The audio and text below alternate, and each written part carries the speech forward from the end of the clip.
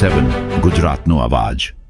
નમસ્કાર દર્શક મિત્રો, i7 ન્યૂઝ ગુજરાતીની સાથે હું છું આપની સાથે પાયલ બામભણિયા। તો જોઈએ આજના મહત્વના સમાચાર। અમદાવાદ જિલ્લાના ધોળકામાં ગુજરાત રાજ્ય માર્ગ વાહન વ્યવહાર નિગમ જીએસઆરટીસી દ્વારા નવીન 7 બસો ફાળવવામાં આવી છે। આ નવી બસોનું લોકાર્પણ જૂના બસ સ્ટેન્ડ ખાતેથી કરવાની સન્માનીય તક પ્રાપ્ત થઈ। હવે આવતા તહેવારોમાં આ નવીન બસો વિસ્તારના નાગરિકોના પ્રવાસને વધુ સરળ, સુરક્ષિત અને આરામદાયક બનાવશે। વિસ્તારના ધારાસભ્ય તરીકે ગુજરાત રાજ્યના માનનીય મુખ્યમંત્રી શ્રી ભૂપેન્દ્રભાઈ પટેલ સાહેબ તથા ગૃહ રાજ્ય વાહન વ્યવહાર માનનીય મંત્રી શ્રી હર્ષભાઈ સંઘવી સાહેબનો વિસ્તારના નાગરિકો વતી હૃદયપૂર્વક આભાર વ્યક્ત કર્યો હતો।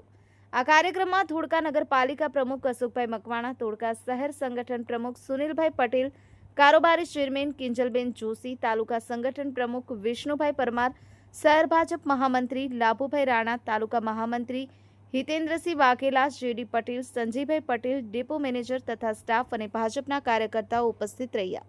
Shambhubhai Dholka, i7 news Gujarati, Ahmedabad.